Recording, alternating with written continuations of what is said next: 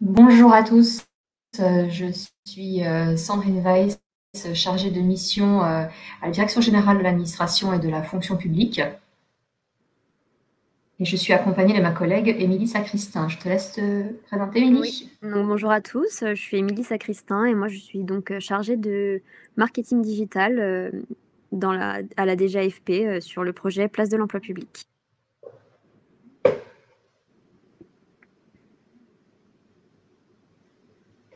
Alors, Émilie, tu as été coupée. Je ne sais pas si tu nous entends encore. Oui, vous m'entendez? Bien. Bon, alors je vais enchaîner. Donc nous travaillons, comme on vous l'a dit, à la Direction générale de l'administration et de la fonction publique. En fait, c'est notre organisation est l'équivalent de la DRH de l'État. Donc la mission de la DGAFP est d'édicter les textes réglementaires relatifs à la gestion des ressources humaines pour les employeurs publics. Pour notre part, nous travaillons sur un aspect plus transversal et non pas simplement la fonction publique d'État. Nous travaillons sur un projet qui s'appelle la Place de l'emploi public, qui est un site internet sur lequel on retrouve toutes les offres d'emploi de toutes les fonctions publiques. Euh, voilà. Donc alors, Émilie ne peut pas partager sa caméra parce qu'on a un petit problème de connexion. Donc, je vous précise qu'on ne vous voit pas, on ne vous entend pas. Donc, n'hésitez surtout pas à poser vos questions au cours de notre présentation dans le chat. Et à l'issue de la présentation, on prendra un petit temps pour répondre à vos questions. Nous excusons par ailleurs Emmanuel Brossier qui devait aussi être présent aujourd'hui et qui a été retenu en dernière minute sur une réunion importante. Donc, comme le webinaire avait pour objectif de vous présenter un petit peu à travers nos différents parcours à chacun les possibilités d'emploi dans la fonction publique, je vais vous expliquer brièvement le parcours d'Emmanuel Brossier, parce que je ne le connais pas par cœur.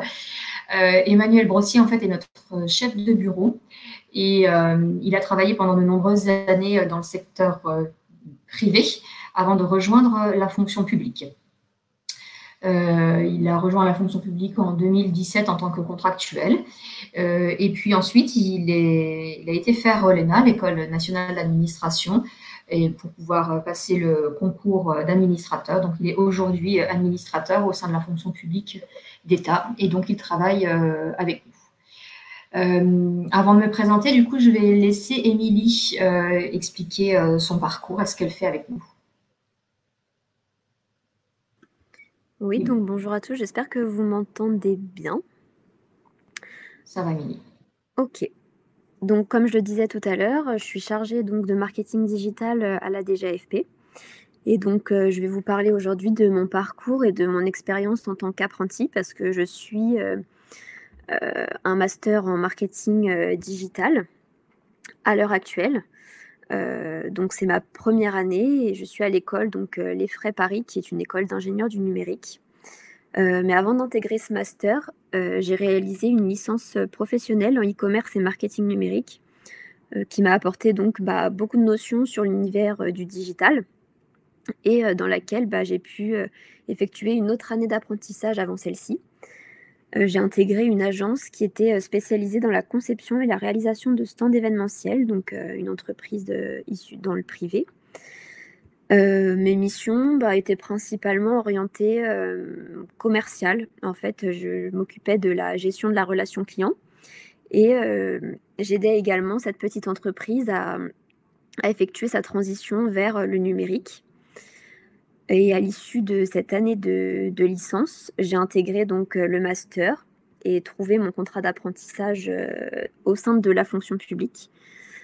J'ai commencé donc, mes recherches, sans forcément penser, directement à la fonction publique parce que je ne pensais pas en fait pouvoir trouver un métier qui correspondait, à l'univers du digital, au sein de la fonction publique. Et pourtant, J'ai réussi donc à trouver un contrat donc sur une durée de 2 ans, ce qui est quand même assez compliqué, on va dire. En général, c'est vrai que les offres d'emploi sont plutôt proposées sur une durée d'1 an. Mais donc j'ai eu l'opportunité en septembre 2020 de signer mon contrat donc avec la DGAFP et aujourd'hui donc je travaille sur le projet informatique Place de l'emploi public, qui est donc le premier site de recrutement qui regroupe, toutes les offres d'emploi de la fonction publique. Et mon rôle au sein de cette équipe projet est essentiellement, lié au digital puisque, je suis apprentie donc, en marketing, numérique et mes missions principales sont, de faire, du design d'interface web, en vue des prochaines évolutions du site internet. Je participe également, au développement de contenus éditoriaux sur le site Place de l'emploi public. J'interviens également dans la création de contenus, notamment destinés aux futurs réseaux sociaux, du site internet Place de l'emploi public et je participe à l'animation, événementielle sur certains projets liés à Place de l'emploi public. Donc toutes ces missions, ont pour but, de faire connaître davantage le site Place de l'emploi public et plus largement, de renforcer l'attractivité autour, de l'emploi public de manière générale. Moi, ce que j'apprécie plus particulièrement, dans ce projet et au sein de cette équipe, c'est que chacun peut être force de proposition et toutes les idées sont écoutées et également le fait d'être impliqué dans un processus de prise de décision concernant, certains éléments du site est très valorisant. Et aujourd'hui, donc après, 8 mois passés sur le projet Place de l'emploi public, voir certains projets sur lesquels j'ai pu travailler, notamment avec Sandrine, évoluer et se concrétiser petit à petit, est très valorisant et c'est vrai que, il y a plein de perspectives d'évolution pour le site et plein de missions, intéressantes à poursuivre, dans les temps à venir. Donc voilà, je vais laisser la parole à Sandrine, pour présenter ton parcours également.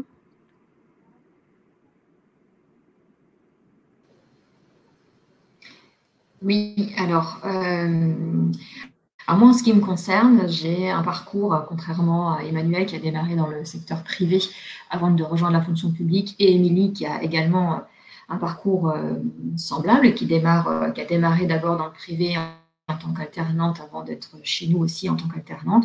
Moi, j'ai démarré ma carrière dans la fonction publique il y a maintenant 29 ans, le temps passe très vite. J'ai effectué tout mon parcours dans la fonction publique, d'abord dans la fonction publique territoriale et aujourd'hui je suis dans la fonction publique d'État. J'ai, depuis mon début de parcours, travaillé pour 4 employeurs différents et j'occupe aujourd'hui mon 7e poste. J'ai démarré ma carrière sur un poste d'opératrice dans un centre de traitement des appels d'urgence des sapeurs-pompiers d'un département en province, dans l'Est, dans les Vosges, pour ceux qui connaissent. Après avoir réussi un concours spécifique propre à cet emploi. Et ensuite, alors ce métier était passionnant mais très fatigant, donc j'ai préparé un nouveau concours pour m'orienter cette fois vers les métiers plus administratifs. Et j'ai occupé un premier emploi administratif de type assistante, sur lequel finalement je ne m'y retrouvais pas. Et j'ai donc décidé de passer un nouveau concours pour prétendre cette fois à des postes avec davantage d'autonomie et de responsabilité. J'ai pu ainsi devenir consultante emploi dans un conseil départemental. Et après plusieurs années, je considérais que j'avais fait le tour de mes missions. J'ai pu rejoindre une direction technique, c'était une direction des routes et des transports de mon département. Et là, j'ai occupé un poste de manager. J'avais en charge l'organisation et la gestion des ressources humaines de la direction des routes. Une direction qui était quand même composée de 300 agents, donc c'était un poste quand même relativement conséquent. Je serais bien restée sur ce poste, je m'y plaisais bien et j'avais pas fait le tour. En revanche, un événement personnel m'a amené à devoir changer de région. Mon mari était muté en région parisienne Et donc, j'ai cherché à le rejoindre. Et donc, cette fois-ci, j'ai fait une mobilité au sein d'un établissement public national de formation des fonctionnaires territoriaux, qui est situé donc à Paris. Et j'ai occupé un poste de chef de projet où j'ai pu travailler sur des projets structurants de la politique de recours aux formateurs de l'établissement sur l'ensemble du territoire français. Et il y a 2 ans, j'ai souhaité reprendre les études parce que je souhaitais confronter et conforter les compétences acquises lors de mes différentes expériences avec le domaine universitaire. Et j'ai donc rejoint une université à Paris où j'ai passé un Master 2. C'est vraiment un vrai plus aussi au niveau de la fonction publique, c'est toutes ces possibilités de pouvoir se former. Donc j'ai pu reprendre les études grâce au droit à la formation, qui est aussi possible dans le privé bien sûr, mais j'ai pu le faire car mon employeur a accepté de m'inscrire à cette formation, et moi de mon côté, j'ai pu prendre un congé de formation en alternance pour pouvoir suivre les cours tout en continuant à travailler. Depuis maintenant, donc à l'issue de ce master, finalement, inévitablement, j'ai eu envie d'aller voir ailleurs pour mettre en œuvre de nouvelles compétences. Et donc, depuis 8 mois, j'ai rejoint le ministère de la Transformation et de la Fonction publique. Donc, jusqu'à présent, j'étais dans la fonction publique territoriale. Et aujourd'hui, je travaille donc dans la fonction publique de l'État. Et au sein de ce ministère, je travaille à la structuration et l'accompagnement des politiques de recrutement et de mobilité au sein de la fonction publique. Alors, même si la reprise d'études et la mobilité du congé de formation n'est pas forcément une pratique qui est extrêmement courante, tous les fonctionnaires ne font pas ça, hein. Mais c'est quelque chose qui est possible et ça mérite d'être souligné. Ce qu'il faut savoir, c'est que la formation dans la fonction publique est fortement encouragée parce que ce sont à la fois, alors ce ne sont pas forcément toujours des formations diplômantes où on ne retourne pas à l'université systématiquement. En revanche, on dispose de catalogues de formations pour nous permettre de faire des formations professionnelles tout au long de notre carrière. Et ces formations, elles ont vraiment pour objectif de veiller à adapter nos compétences aux évolutions techniques, sociétales, mais aussi organisationnelles. Si les formations nous permettent à nous de nous adapter, elles permettent aussi de pouvoir évoluer. Mon parcours vous le démontre. Moi, j'ai démarré finalement sur des métiers plutôt d'exécution, si on peut dire, et aujourd'hui, je suis cadre dans un ministère. Donc, on voit quand même qu'il y a eu une progression dans mon parcours, et tout ça a été possible grâce aux dispositifs de formation et un encouragement qui est vraiment, c'est vraiment quelque chose qui est incité par l'employeur public d'adapter nos compétences. Et d'ailleurs, dans la fonction publique, on a tendance à dire que, le fonctionnaire, il est acteur de sa carrière. Donc, il est acteur de sa carrière, c'est à nous prendre en charge, mais les dispositifs sont là pour nous permettre de le faire. Je tiens aussi à souligner que mon parcours, c'est un choix personnel. J'ai souhaité moi-même changer plusieurs fois d'employeur et de région géographique parce que c'est quelque chose que je trouve enrichissant, tant sur le plan personnel que professionnel. Mais je veux aussi vous rassurer, si vous envisagez à la suite de vos études d'intégrer la fonction publique, sachez que ce n'est pas non plus quelque chose qui est imposé. Sauf sur certains postes à haute responsabilité où on va demander aux encadrants supérieurs de bouger régulièrement d'emploi. C'est une minorité. La majorité des fonctionnaires ont le choix de pouvoir bouger ou pas de leur poste. Donc, ce qui est tout à fait possible aujourd'hui, c'est d'être recruté dans la fonction publique. Bon, vous avez pu le voir dans le descriptif de mon parcours, j'ai pu souvent évoquer le mot concours. C'est vrai que le mode normal de recrutement dans la fonction publique est la voie du concours. Mais ça fait déjà de nombreuses années où le recrutement par la voie contractuelle, c'est-à-dire sans concours, est tout à fait possible. Ce recrutement contractuel est davantage possible. Ça a été élargi avec la loi de modernisation de la fonction publique de août 2019. Et par ce fait, vous allez pouvoir davantage encore accéder à des emplois sans forcément vous préoccuper de passer un concours. Je ne suis pas en train de vous dire qu'il ne faut pas passer de concours, mais je suis surtout en train de vous dire que si vous ne souhaitez pas envisager une carrière sur le long terme dans la fonction publique, mais que vous avez envie d'y faire une expérience de quelques années, et de ce fait, vous n'avez pas forcément envie de vous engager dans un concours, ne vous freinez pas. La fonction publique permet d'être recruté par concours. On peut beaucoup plus facilement aujourd'hui aller et venir. Moi-même, en tant que fonctionnaire, si je souhaite, je peux prendre une disponibilité pour aller faire une expérience dans le secteur privé. Donc, à travers nos témoignages, on voulait beaucoup insister sur ces possibilités parce qu'on sait très bien qu'il y a encore une image un petit peu tronquée des possibles passerelles du privé au public, et puis surtout de l'image des métiers aussi qui sont dans la fonction publique de manière générale. Il faut savoir, comme l'a dit Émilie en préambule, qu'on a plus de 900 métiers. Il faut savoir que dans la fonction publique, finalement, quasiment tous les métiers que vous allez retrouver dans le secteur privé, vous les retrouvez aussi dans la fonction publique, que ce soit dans le milieu hospitalier, dans la fonction publique territoriale. Alors, quand on parle de fonction publique territoriale, ce sont les mairies, les départements, les communautés de communes, etc. Ou dans la fonction publique d'État, les ministères et les établissements publics qui en découlent.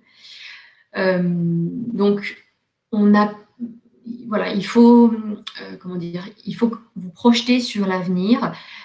Si vous faites des métiers qui spontanément, vous n'auriez pas imaginé que la fonction publique le propose, n'hésitez surtout pas à aller regarder sur le site Place de l'emploi public que vous a partagé Émilie dans le chat, parce qu'il va vous permettre, à travers les offres d'emploi qui sont publiées, va vous permettre de découvrir la multitude des métiers qui sont proposés, et pourquoi pas vous projeter sur un avenir à l'issue de votre formation en alternance. Dans la fonction publique, on n'a pas que des policiers, des enseignants, des infirmières, etc. Loin de là. Vous l'avez vu finalement avec le métier d'Émilie, mais on retrouve tous les autres métiers, des ressources humaines, dans la communication, vous allez pouvoir trouver des community managers, des développeurs web, tous les métiers du numérique, enfin, tous les nouveaux métiers sont aussi présents dans la fonction publique. Donc, n'hésitez surtout pas à vous intéresser à nous. Et même si vous n'envisagez pas de passer un concours, ce n'est pas forcément un frein. Donc, nous, on vous invite à y réfléchir. Alors, par contre, par rapport à la situation dans laquelle vous vous trouvez aujourd'hui, nous, on vous parle de perspectives d'avenir. C'est vrai qu'aujourd'hui, vous cherchez davantage peut-être à trouver un contrat d'apprentissage. Donc, pour ça, c'est un autre site internet qu'on a aussi mis à disposition. C'est le site PASS, Place de l'apprentissage et des stages, que Émilie a aussi mis dans le chat en lien. Voilà, bon, je pense avoir fait un petit peu le tour sur nos parcours, les perspectives. Je pense qu'on peut passer à la phase questions-réponses, parce que je vois qu'il y a eu quelques éléments. Alors, du coup, je ne sais pas, Émilie, est-ce que tu as pu prendre connaissance de quelques questions? Alors, il y a une première question qui est y a-t-il du tourisme dans la fonction publique? Car je veux intégrer un BTS tourisme en apprentissage. Alors, dans le tourisme, il se peut que sur les territoires, vous trouviez des emplois dans ce domaine-là.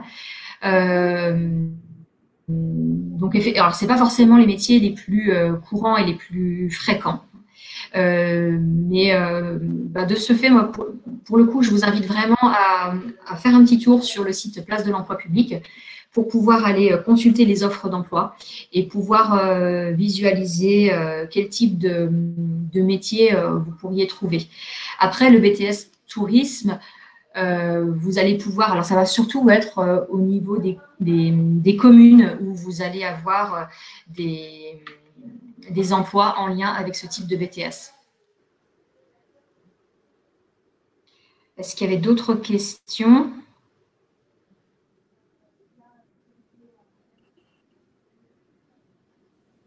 Alors,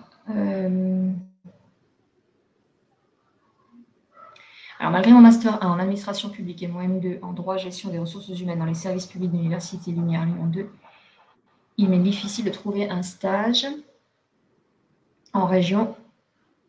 La raison de la crise est souvent évoquée par la fonction publique territoriale et pour la fonction publique hospitalière, les services n'accueillent pas de stagiaires. Je ne sais que c'est pas vraiment une question, c'est un constat. Je ne sais pas si c'est une histoire de crise ou d'opportunité. Après, toujours est-il que vous êtes cantonné sur un secteur géographique. Par contre, la crise offre d'autres opportunités. C'est qu'il est, comment dire, la possibilité du télétravail a pour le coup émergé avec cette situation de la crise. Et moi, je vous invite peut-être à faire votre recherche sur le site PASS, donc le PASS de l'apprentissage et des stages, et peut-être élargir votre région de recherche, ce qui ne va pas forcément, et du coup de regarder s'il y a des opportunités pour pouvoir faire votre stage en télétravail.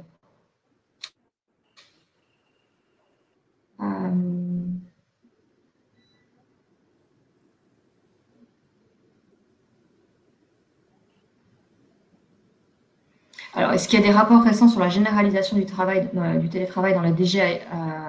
Oui, je crois qu'il y a eu justement, il y a un mois, une publication sur le site de la DGAFP. Donc, Monsieur Guerrier, je vous invite à aller consulter le site de la DGAFP pour consulter ces éléments concernant le télétravail.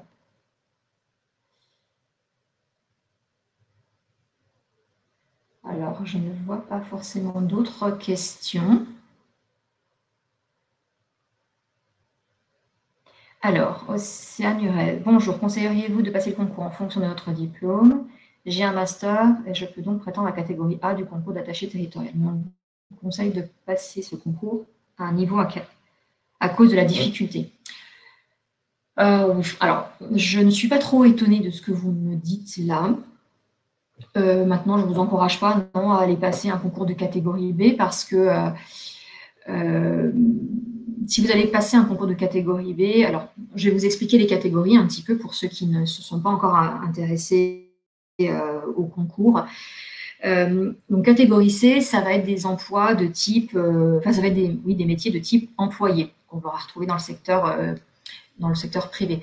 Donc ce sont des emplois qui sont accessibles soit sans concours, soit par le biais de concours. Pour cela, il faut détenir le niveau bac.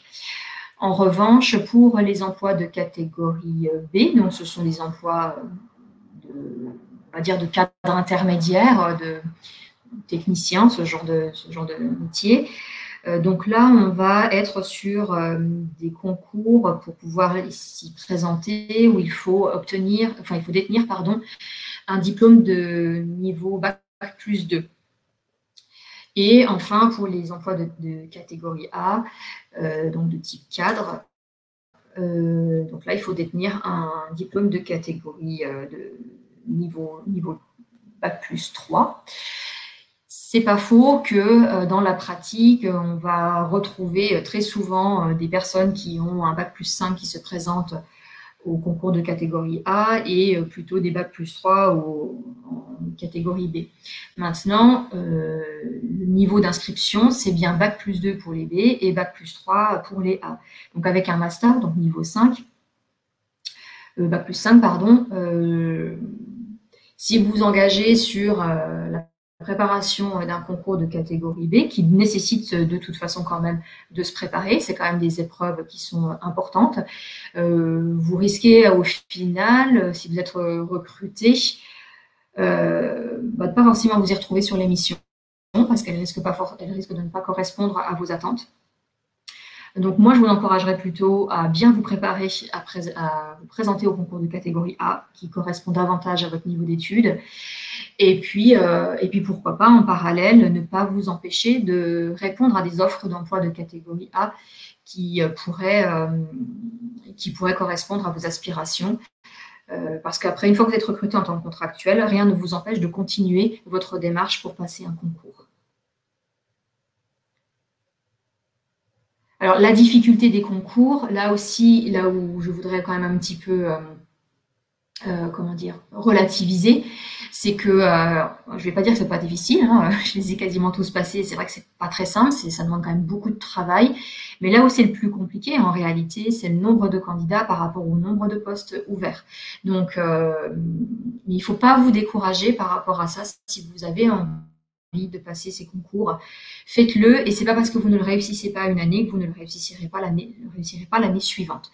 Donc, accrochez-vous et je vous encourage à poursuivre. Est-ce qu'il y a eu d'autres questions entre-temps? J'ai pas l'impression.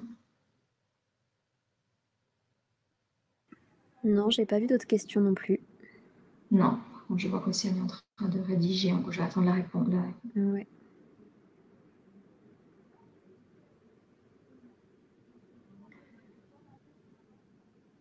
Alors, faut-il se rapprocher de l'IRA ou peut-on passer le concours en autonomie? Vous pouvez le passer en autonomie, mais moi, je vous conseille quand même de vous rapprocher des IRA pour pouvoir avoir le maximum d'informations et de conseils, justement, pour vous préparer à ces concours. Vous trouvez des informations sur les concours sur le site de la DGAFP. Donc là aussi, pour le coup, je vous envoie vers ce site pour aller regarder les informations sur ces concours-là. Après les IRA, ce sont les attachés d'administration d'État. En revanche, si vous voulez passer un concours de catégorie A, mais pour la fonction publique territoriale, parce que dans votre premier message, vous parliez de la territoriale, alors là, en revanche, je vous invite à vous rapprocher du site internet du FNCDG. Je n'ai malheureusement pas le lien là spontanément sous le coude, mais dans tous les cas, ce sont les centres de gestion qui publient, qui s'occupent des concours de la fonction publique territoriale. Je vois qu'Émilie est en train de taper. Est-ce que tu nous as trouvé rapidement le lien vers le site FNCDG Concours? Non, j'étais sur la DGAFP, mais je vais le mettre également après. Voilà.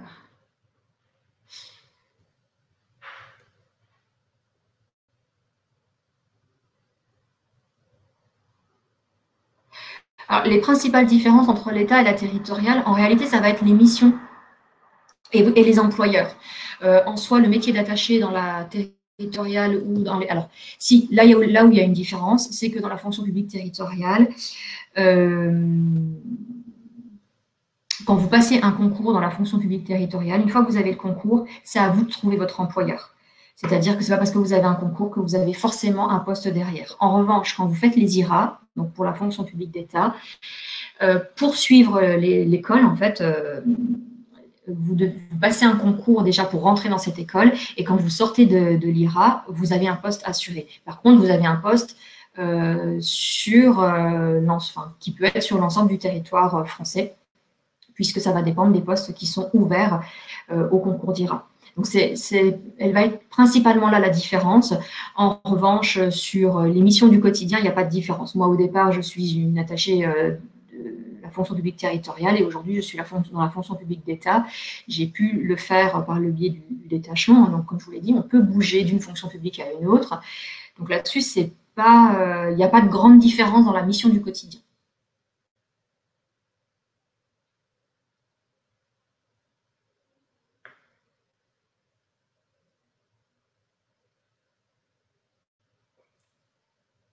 Eh bien, si on a pu répondre à l'ensemble des questions. Donc, encore une fois, n'hésitez pas pour trouver un apprentissage ou un stage, le site dédié, ce sera la place de l'apprentissage et des stages, donc passe.fonction-public.gouv.fr. Et puis, si vous avez envie de rechercher un petit peu quel métier vous pourriez faire plus tard à l'issue de vos études, eh bien, allez regarder déjà un petit peu les offres d'emploi de la fonction publique sur le site place-de-l'emploi-public.gouv.fr. Et d'ailleurs, d'ici à la fin de l'année ou au plus tard début d'année prochaine, ce site aura davantage que des offres d'emploi, il présentera des métiers.